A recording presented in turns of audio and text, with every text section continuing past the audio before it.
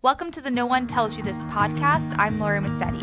Most of us spend years figuring out the unwritten rules of work, the things that nobody teaches but everyone expects you to know. Today's guest has not only figured them out, she has also led the highest level across some of the world's most demanding industries and then deliberately walked away from a title to build something entirely on her own. Kelly Kuhn, welcome. Thank you so much. It's great to be with you. Great to have you. So, for a little more introduction, Kelly is a global executive in the travel and hospitality space with C-level leadership across Asia, UK, Europe, and the US. She became her organization's first chief customer officer, transforming how an entire enterprise thought about its customers. She has built and led high-performing teams across some of the world's most complex, fast-moving industries. She now brings that depth of experience to a plural career, serving on 2 public company boards, coaching executives, and advising leaders through her transformational change. Her personal philosophy: getting comfortable with being uncomfortable. It's not a tagline, it's how she has led throughout her career. Kelly, let's get started there. So before we jump into the substance, a lot of folks listening are trying to figure out what they want to do with their life, what's their career path, what are some of their goals. So I think a lot of people are listening to try to figure that out for themselves. So I'm genuinely interested in your career. What are you doing now? Give me the whole background. Well, as you said, now more than 35 years, which is a little nuts to say out loud. But I grew up in the Midwest in America, moved to Chicago to go to university, stayed there for about 20 years, went to work for a small travel management company, ultimately acquired by a large global public company. Moved to Washington to run our military and government practice, which was incredibly interesting and learning for me. Then I moved from Washington to Singapore, where I lived for 5 years leading our Asia Pacific business, and this is large corporate travel management. And then, as you said, moved to London and spent time in Paris at our headquarters as well, where I initially was leading our EMEA region and then ultimately as the chief customer officer for the company. And then, as everyone knows, the pandemic came in 2020 and the travel industry was impacted so significantly that I decided to step out of my executive career and build something new, and continued as an advisor for my employer, but also then started looking at what else was next. Where else could I make an impact? How could I make an impact differently? And decided to go the non-executive director route as well as advisory, and now also doing a bit of executive coaching, which I think is a beautiful sort of in between from when I was an executive, as well as sitting on boards where you're not an executive, you're not making day-to-day decisions, and really helping young executives find their own path is how I focus on my coaching work. So it's an interesting dynamic of lots of things. Yeah, you do a ton. And I think, well, for me personally, I envy your path in terms of, living in many different places, which I'm trying to do. But you've certainly accomplished that quite well. And also the travel and hospitality industry is so interesting. And I know something it's very sought after now. Tell me a little bit more on how was that like before COVID and now? How does that look? It's interesting because, when I joined the travel company in Chicago, 1989, incredible, corporate travel and management of corporate travel as an outsourced professional service was really just getting started. Most travel companies were in the leisure business, handling individual travel. Corporate travel and managing corporate travel spend was really just becoming its own industry. In the mid 1990s, see, this is how far back it goes. I can't even remember which decade it was. When the airlines changed how they paid their travel partners, everything changed in how travel companies went to market and talking to corporations about paying fees for services. It was really the first time that dynamic, the financial model changed, and it's been evolving ever since. And so we managed back then in Chicago-based firms, law firms, companies, other professional services firms. And then when I moved to Washington, the US government as our client was procuring and managing travel just like commercial clients were. And so just a lot bigger and very complex Right. globally. We were then acquired by one of our competitors, and the integration of our two companies was just an extraordinary opportunity for me to bring these two large government travel practices together under a single brand, a single global operation operating all over the world in serving, men and women in uniform around the world and all of the federal agencies. And so that time was quite exciting and interesting and very dynamic. Moving to Asia Pacific post financial crisis was a fascinating time because most companies in the world were looking to Asia Pacific for growth. The region was growing, so much movement toward Asia Pacific, whether that be Singapore, whether that be the Pacific, Australia, New Zealand, China, and India, certainly, and everything in between was evolving. And we were growing so quickly, we couldn't hire fast enough. And so it required both a talent objective and a talent focus, as well as how do we bring our corporate clients together globally, and how did our company service those clients globally, not geography by geography, not region by region. And so my job was to, one, prepare the region for growth over the long term, hiring local leadership in each of the markets to sustain for the long term, as well as how do you teach your US based banking client that doing business in Asia is different, and Yeah. bringing their people and our people together to form what was then a real advancement in global travel management. Then I came to Europe to really pretty much accomplish the same thing across 26 countries in Europe, and then ultimately stepped into the chief customer officer role, which for our company was a first. Mm-hmm. We had been very geography based, moved to a functional alignment with deep matrixed organizations, and I had responsibility for all client facing leaders worldwide. And so it really was about treating the customer as our North Star. And if we made every decision and were the voice of our customer inside our company, whether that be how we made investments, where capital was spent, as well as how we structured, how we serviced those customers, our employees then had a very clear focus and direction on how to make decisions, how they were empowered, and ultimately how we would make an impact in the lives of our clients, individuals, the travelers, as well as the corporate travel space overall. Just a fascinating evolution over 30 plus years in how the sector really moved. Also, then with, some world conditions as well as then the pandemic, how companies look at safety and security and their duty of care responsibilities, and how data gets consolidated, and how corporations want to know where their people are at every minute of every day to make sure that they provide them the right safety and security. So travel management companies and the partnership with clients is deeper than ever in looking at the what is best for the employees of their company as a traveler, as a constituent, as a consumer of both their company's services as well as their travel management partner. So it's really been an extraordinary adventure over 35 years now, and how the sector has evolved. It's amazing. And I think what resonates most about what you said is the focus on being global, want to expand global, but still being super sensitive to the cultural nuances. And I think that nowadays there is this glorification of international work, international travel, and it's amazing, don't get me wrong, but it is hard. It is hard. Those nuances are hard when you start working in Asia as compared to the US or Europe. So I love to hear a little bit more on that. Sure. And, I asked the question, even when I was moving from corporate travel in Chicago, running our central region, to moving to Washington and being responsible for the government sector, I didn't know anything about government travel. And in fact, it was our CFO and our CEO who asked me to make the move, who said, that's exactly why we want you to go.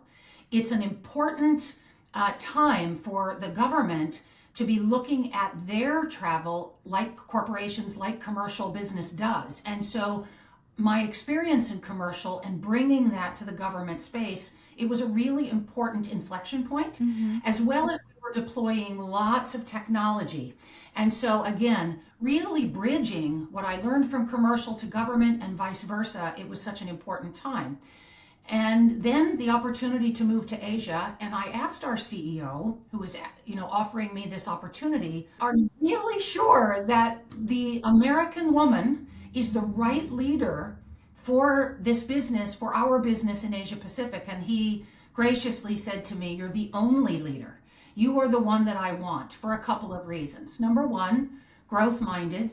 Number two, great people skills and how to bring leadership and people together, as well as how to bring our Asia Pacific operations into the rest of the company, as well as our customers into the rest of the company." And so, one of the first things I did was listen. I went on these incredible road journeys around the region, listening to both our clients and our employees about what it was really like to do business in the region, to understand the nuance. And you can't understand that nuance if you're telling them what to do. You can only understand that nuance by doing two things: listening and listening more, and spending time. And I made the promise that if I was going to go there, I was really going to go. And I wanted to live with my employees and spend enough time in each of the countries and each of the operations to make sure I understood what it meant to do business in the region and what kinds of resources they needed to be successful. And it was one of the most rewarding times when we were doing an engagement survey, as many companies do, to understand the thoughts and feelings about engagement of our employees, knowing that if our employees were engaged, therefore we would be providing extraordinary opportunity for our customers. And when our scores were honestly much higher than I expected, especially around diversity and inclusion and equity. And I remember being with a group of employees in India at one point asking, "Tell me why you scored the way you did." And they said, "Kelly, because you have expected us to use our voice. You told us not speaking up wasn't an option." So yes, we all may be Indian. We may all be from similar places, speak similar languages, all of the things that make us the same, but our experiences are different. And you have asked us, not only asked, but told us, expected of us is to use our voice. You've given us a safe place to speak up and to share our opinions and our thoughts and our ideas to help drive the business to a new and more exciting place. And then I knew at that point, about a year into my time in Asia, that I had been successful hearing and listening and then sharing that thinking with them. And so honestly, when I moved to Europe, I did the same thing. I did a lot of listening, a lot of expectation setting, being very clear about what I expected, and then ultimately doing that around the world. But there's a reason we have two ears and one mouth, right? A lot of listening is so critically important to understanding how to successfully navigate both cultural nuance, people nuance, customer, everything. It really was about the celebration of those unique capabilities rather than thinking that it was a hindrance to progress. I used it as a stepping stone to what was, in Asia, certainly 5 incredible years for me, both professionally and personally, and then used those lessons learned when I came to Europe. What a powerful leadership moment. And I believe has likely had long lasting life and professional impact on those that you made the time for. I remember that some of my teams off in India, when we would go visit them, how much that resonated with them, that you took the moment to have lunch with them. I mean, things that you're just not able to do on a global scale, but when you make the time to do it, you see productivity increase tenfold because of it. Exactly. And, in 2011, when I moved, and certainly before that, when we were integrating the government businesses, we didn't have virtual capabilities. Nobody was doing video calls. We were doing town hall call type calls, but they were calls. It was all Right. audio, no video. And so the only way for me to truly connect on a personal level and in a genuine way, in an authentic way for our people to get to know me and for me to get to know them and to understand what was this crazy American doing, descending upon them literally, was to visit them and to spend time with them. And so, and I also loved, and my partner and I loved exploring. And so if I was going to spend a week in India, I would spend both weekends around that, exploring, getting to know what it was like in different villages around the country. The same was true in China, and the same was true in Australia, et cetera, et cetera. Although I lived in Singapore, which I loved, I didn't spend as much time there because we were traveling so extensively, and it was, again, incredibly rewarding and the best way for me to learn what it really meant to do business in the region. So, Kelly, I want to hear a little bit more on vulnerability in leading teams and how that has been part of your leadership path and brought you to where you are today. Yeah, it really has been such an important part of my career journey and leadership.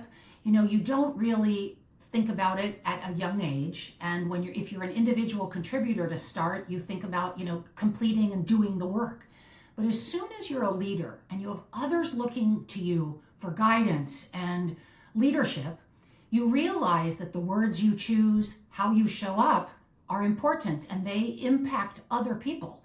And the bigger your scope, the bigger your responsibility, the more impact that you have. And I realized, especially as I moved from different parts in the US and then ultimately outside of the US to both Asia and Europe, that vulnerability was one of my special gifts.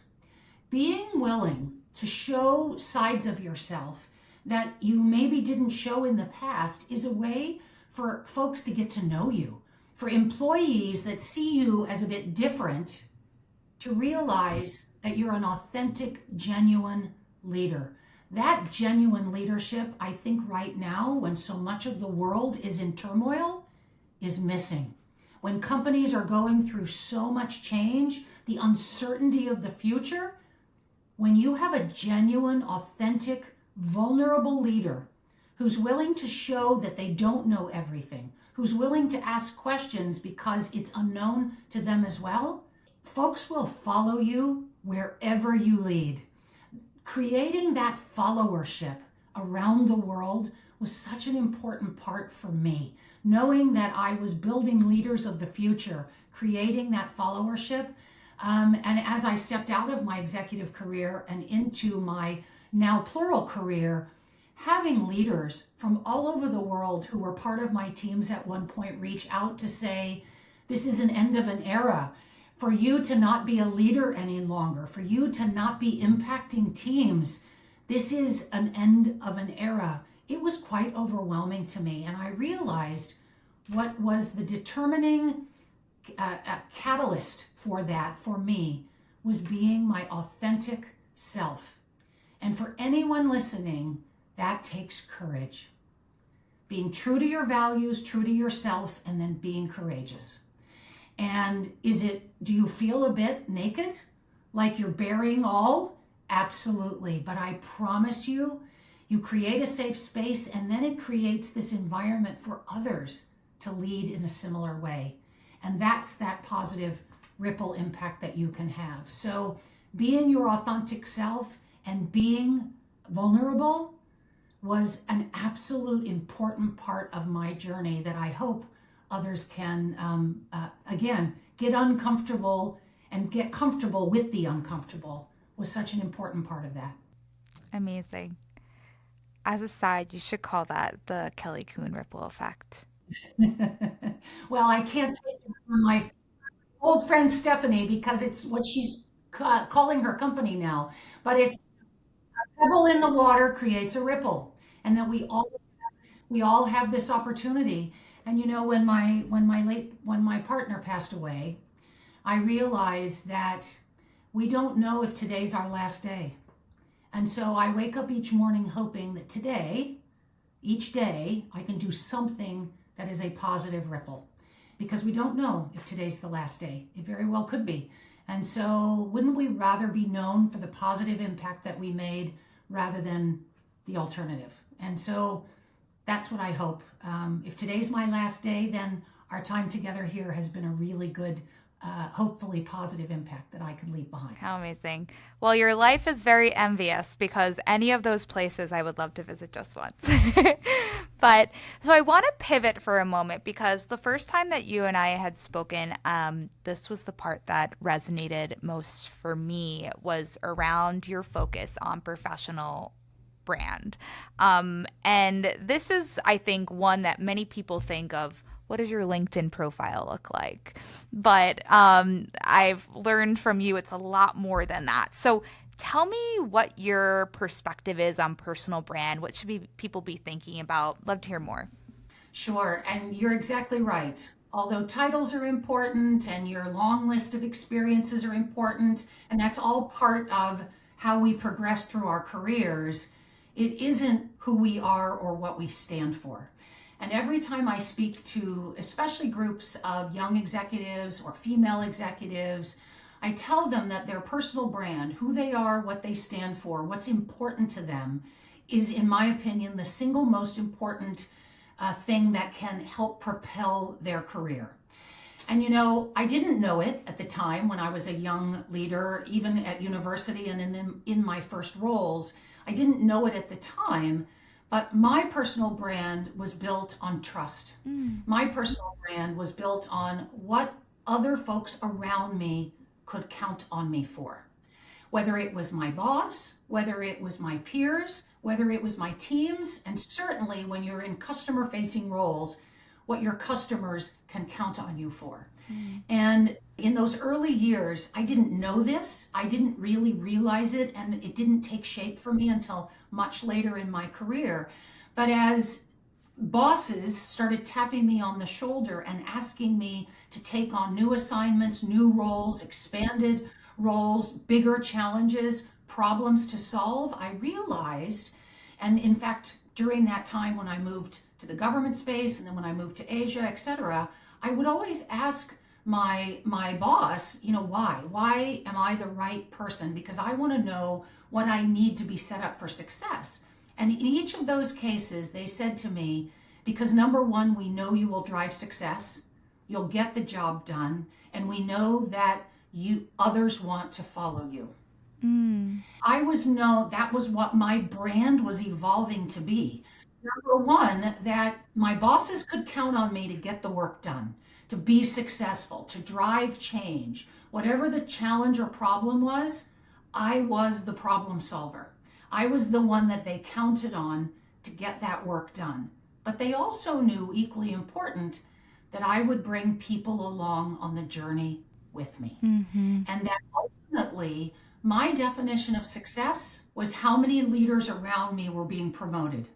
Every time I was promoted, someone internally was being promoted. I had built a bench of incredible successors that were ready to step in. And each time I sort of knew that it was time for me to move to something new because I had gotten too comfortable. My uncomfortable nature that I love, and what I'm known for, being really comfortable in the uncomfortable, finding the solutions to challenges that no one had figured out yet, that's where the magic was. That's what got me excited. That's what got me up in the morning. And watching that happen for other leaders, that was my personal success. I also realized that I got my own energy from other people. And so often I ask leaders, you really need to look inside yourself and figure out what gives you energy. Do you get energy from technology? Do you get energy from research? Where do you get your energy? And I knew that I would get energy back from an audience of employees, from customers, their success. Other people gave me energy, especially early on and through my career. And so my brand, one, it evolved sort of organically and naturally when I didn't even know it. And I could say thank you to my mom and dad for that, quite honestly, if I go all the way back to sort of how I was raised. And, it was my father who always looked forward. No challenge was too much. Everything was an opportunity. The future was ours to write. There are lots of things outside of our control. and he would always focus on the things that he could make an impact with. And, my mom and dad were two halves of a whole. They were each other's best partner and best cheerleader. And so growing up in that kind of environment showed me what was possible. Mm-hmm. And that if I just continued to look forward, surround myself with really incredible people, that honestly, the sky was the limit. So my brand became this combination of figuring out the problem, delivering the solution, finding the results, but all the while raising up those around me. Hard to put that in a LinkedIn profile. Yeah. hard to capture that in a title, right? And so it's how you show up for people in a genuine and authentic way every day, even when no one is listening or watching. Who you are, how you show up is so important. Yeah. And I think that consistency on the everyday is important too. Exactly. So two things that you said that really resonated with me, and I've never thought about it in this way because my mom used to tell me in terms of what you wanted to do in life. A lot of it was figuring out what you don't want to do, right? Because I would come back and I'd say I didn't like that class, I didn't like that job, and she would say it's great because now we know closer to what you like. But I also like the perspective of what gives you energy. And I think if you think about it in just those basic terms, what gives you energy and what just doesn't, it's really easy to pinpoint that path for you and an easier way.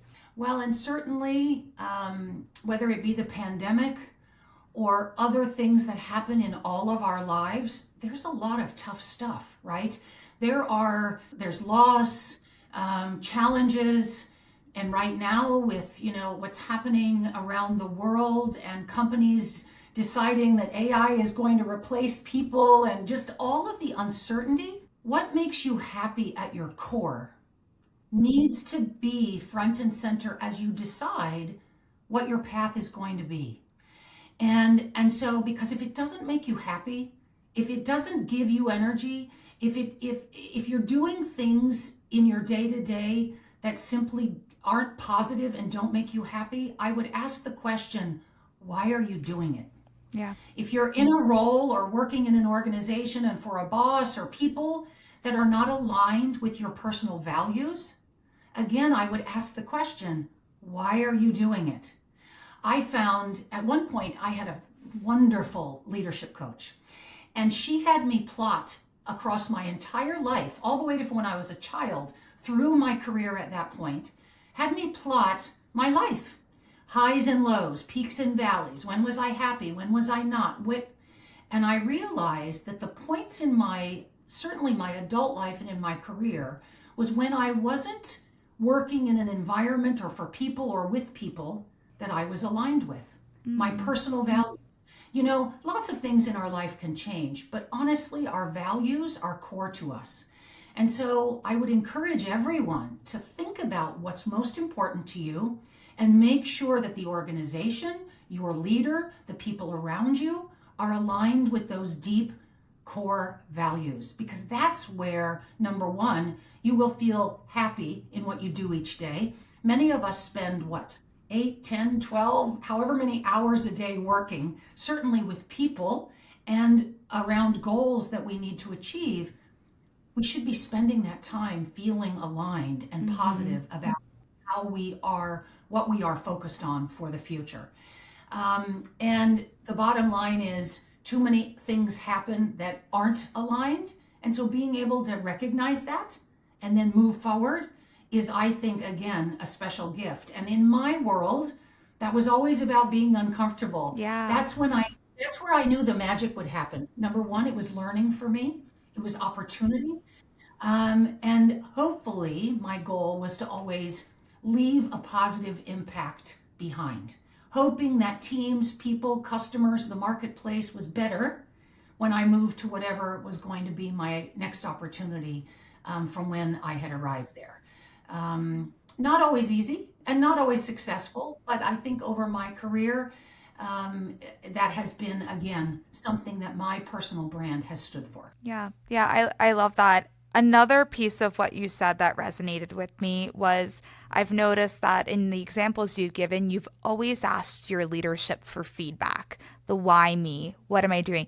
Talk to me about the importance of feedback and asking for it, because sometimes it's really hard to hear it. Indeed. Well, and feedback is a gift, period, full stop. And I think that I hope that everyone sees it that way. Even when it's negative or constructive, it's still a gift. And I promise you, someone giving you negative or constructive feedback, it is so much harder for them than it is for you to hear it. So if you think about creating, again, an environment and a safe space, and when you're receiving feedback, you're supposed to say thank you. You're not supposed to explain it. You're not supposed to be defensive. You're not supposed to say, okay, but. This is about receiving it and being genuinely grateful that someone also was vulnerable to put themselves in a position to give you feedback, positive, constructive, whatever the case is, because it's just as hard to give feedback as it is to receive. So if you've set that comfortable environment, that feedback is a gift. And again, I've done lots of 360s in my career, received lots of feedback, and at one point, I received some feedback that was, number one, I was too results driven. Now imagine hearing that. I didn't even quite know what it meant. And so I got some more feedback around what that meant. How could you be too results driven? And what I learned from some of my peers, from our leadership, etc., was that honestly, I scared people because I was so focused and so driven and expected so much that in fact, at that point early in my career, I wasn't bringing folks along. And Right. my boss said to me, you know, just because you're the smartest person in the room doesn't mean you should be. And you need to allow others to catch up. And just because you know the answer doesn't mean you shouldn't let others arrive at the conclusion and answer on their own, at their own speed, in their own way. And what that opened up for me was, number one, a bit of freedom to say, I don't have to have all the answers. Number two, it reinforced for me that I needed to surround myself with really brilliant, smart people, in many cases, those who were smarter than I was in certain areas of expertise. And then two, letting them flourish was extraordinary to watch, to be part of. And so, but if I hadn't received that feedback, I might have just kept pressing on. I might have just kept thinking I needed to do it all on my own. And you know, as you get bigger jobs, more expanded leadership, move to other parts of the world, you simply cannot do it on your own. You will fail. And so that feedback was at such an important part of my career advancement, listening to it and taking it on board. And although I could have seen it as negative and asked why and being defensive about it, fortunately my coach helped me work through it. And so I would say the gift of coaching as well is so important throughout our career to make sure that number one, we're hearing that feedback, and then two, arriving at new conclusions on our own. Really quite extraordinary. It was such a gift for me. Yeah, that's really insightful, and I think that oftentimes a lot easier said than done, but it unlocks so much potential for you. So I love that.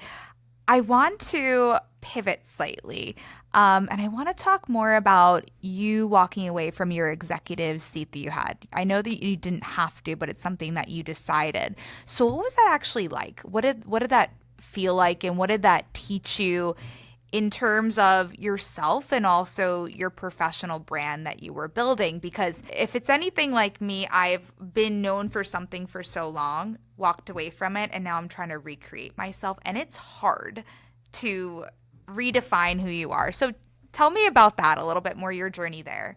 Well, I had, dedicated my life and in fact made a lot of sacrifices over my career, moving my family far away, my partner coming, picking up and, moving with me, all of that.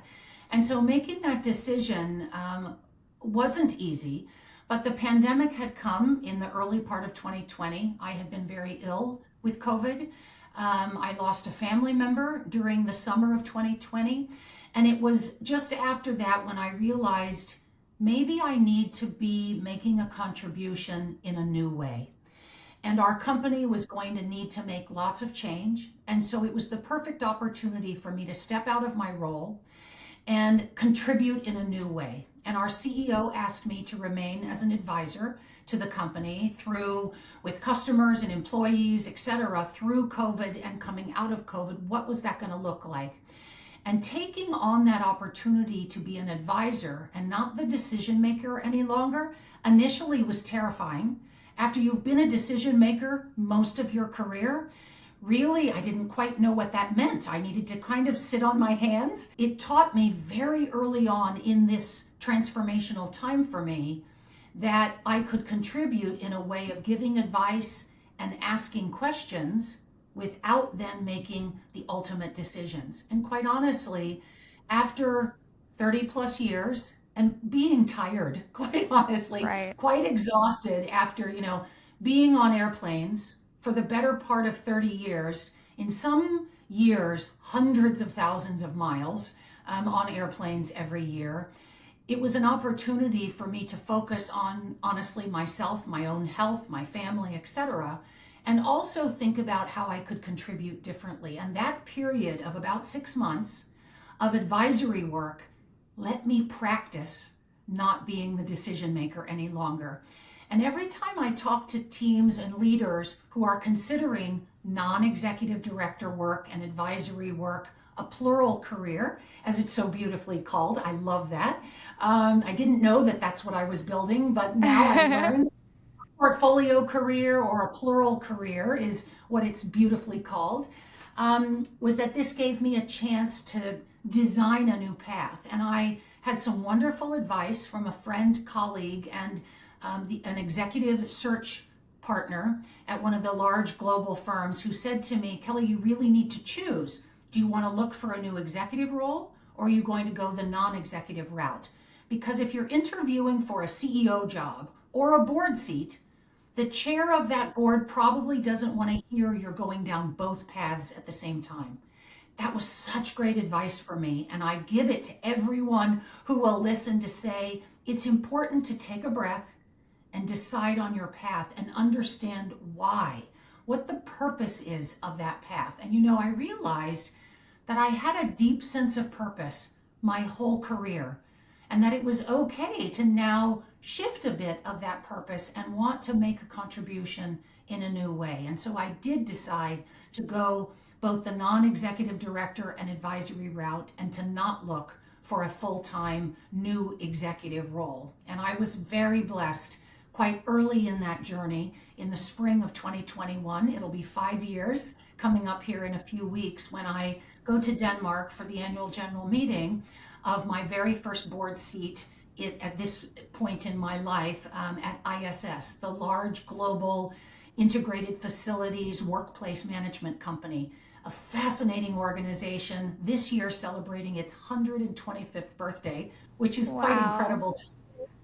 And I am just so proud of this company, the leadership team, and our board of directors. So I was invited to join that board.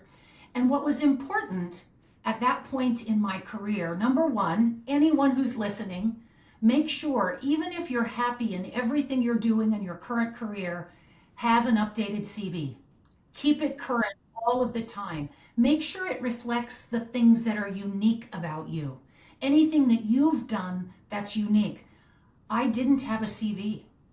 You probably didn't need one for a long time, you thought, I imagine.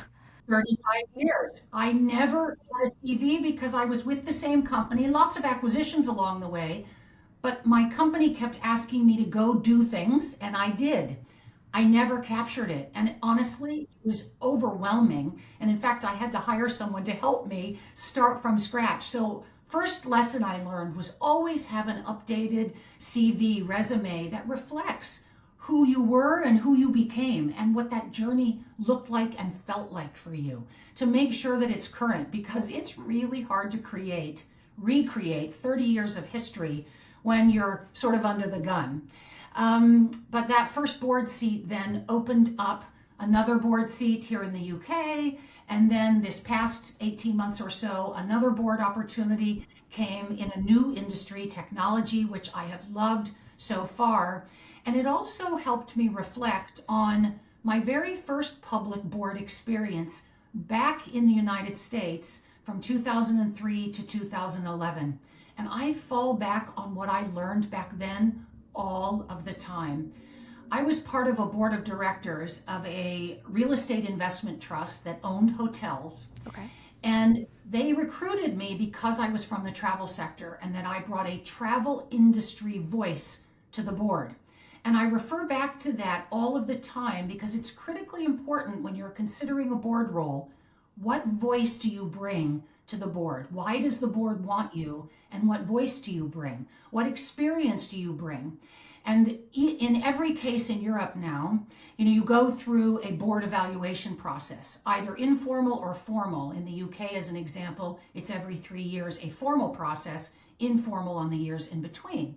And I received from our chair some feedback about my performance as sort of a new board member. And she shared with me how my broad global commercial experience shows up in the boardroom, which is great. And also that I always have a unique view of how the decisions we are making, how that impacts employees. And so again, who I was as an executive, I'm now hoping to bring that to the board in the way I ask questions, the challenges I might raise, how we set strategy, how we govern as a board, what that looks like in remuneration, etc. So it's really been an extraordinary opportunity for me to pivot, utilizing my experience, but now bringing it to the boardroom in a different way, bringing it to the advisory roles I have in a different way, and also bringing my executive experience to the coaching work I'm doing. Coaching is interesting and very different than mentoring. Coaching is helping an executive arrive at conclusions and decisions on their own. And so it's a bit similar to being a board member, meaning asking really good questions uncovers lots of interesting things. Mm-hmm. And so as a board member, you're no longer making the decisions. That's management's job.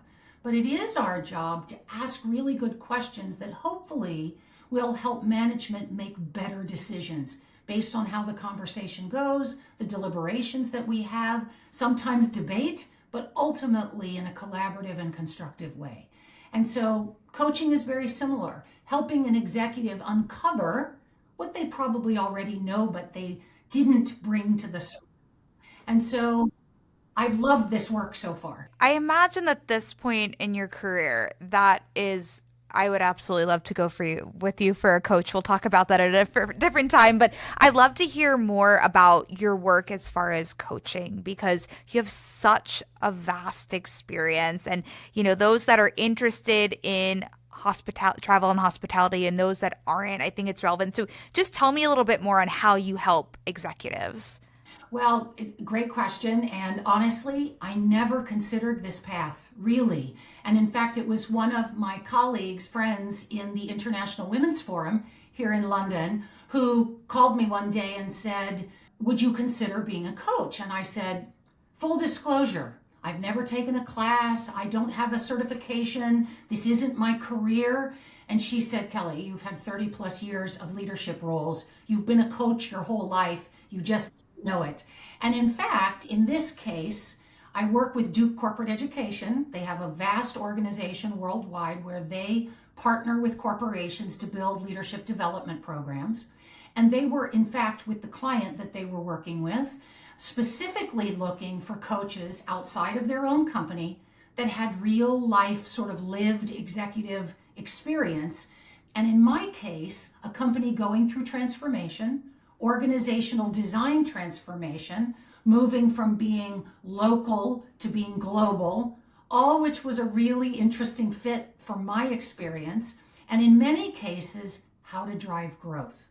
No matter where you are in the company, in this organization, how do we all get around a sense of purpose around growth, which again, is something that I've been doing my whole career. And so I said, hey, if they want someone who isn't a, quote, professional coach, I'd love to give it a try. And I am on my third cohort of 5 coachees now. The current cohort is in Europe. I had a global cohort of 5 senior executives, and I had a Americas based cohort last year. And now I am in the final couple of months of this current cohort, and I couldn't be more excited about the work we've done together, hoping that I'm making a positive impact in their journeys. That's amazing. And I want to make sure that we include that for access for those that are listening so they can follow up on that. But certainly I will follow up with you on that separately. We are getting to the end and I would love to have you back because there's so much more that I want to unpack with you. Every episode, it ends the same way. So I'm going to ask you this to finish the sentence. There's no right answer. Obviously, you know that, but just go with your gut, whatever feels right. So the thing that nobody told me but changed everything for me once I figured it out was. Such a great question statement. And I would say for me, I've lived a life I could have never imagined. And the one thing that I didn't know was that if you don't have an open mind to the possibilities of what might be, you might miss it. And so rather than being afraid of what you don't know, use that as fuel to go find out. Otherwise, I'd probably still be living in the cold Chicago snow. I mean, I never imagined leaving there back then. And so if you open up your mind to consider what might be possible, it's an extraordinary adventure, I promise you. And if I could just leave it with one last thing. At a big global meeting we were having, a wonderful mentor and our CEO at the time, if anyone has read anything he's written, Hubert Joly, I recommend his book, The Heart of Business. Extraordinary. It should be at your bedside. Hubert called me out during a big global meeting, and he asked me to stand up, and it was right when I was deciding to go to Singapore. And there were about 1,000 people in the room. And he said, I want everyone to be willing to take chances like Kelly. She's like a turtle. And I remember thinking, what does that mean exactly? Am I slow? Does he think I'm slow and tardy? He said, Kelly is like a turtle. She's willing to take a chance. The turtle only makes progress when it's willing to stick its neck out. Oh, wow. And that has stayed with me every day for literally the last, 20 years. That's what he knew me for. That was my brand to him, that I was willing to take a chance. And so what I didn't know in my young career was that when you're willing to have an open mind and take a chance, even if it's scary and uncertain, it's that uncomfortable place where the magic happens. Oh, goodness. Kelly, this is me personally, I hope others, but exactly what I needed to hear today. I have chills going on here because it just resonates so well. And I think that we all need those healthy reminders to say that if it's scary, sometimes that's a good thing and you'll figure it out, right? But not trying is even scarier. But it's great to hear from you, who has really built a career out of being uncomfortable, which I'm sure has had its course of challenges, but incredibly rewarding because of it. So I want to thank you so much for joining. Created a career based on tremendous hard work, exploration of yourself and the world, and you're still here to pass it on. So give me a little bit of insight on how those that are listening can follow up with you and learn more. I absolutely reach out anytime. They can find me on LinkedIn. They can find me on my website, which is Kelly L. Kuhn, or they can reach out through the podcast, I guess. Whichever way is easiest for them. And the email tied to my website is info@Kelly L. Kuhn. So it's KELLYLKUHN.com. Perfect. From your listeners, like a friend of mine who's a communications genius has now said, we all create a ripple in the world. And we hope that our ripple, the impact we make, is a positive one. So if anything I've said today leaves a positive impression, then I feel really good about what we've talked about today. It certainly has for me, Kelly. Thank you so much. It's been an absolute pleasure, and welcome you back another time for sure. So thank you. I would love that. Thank you.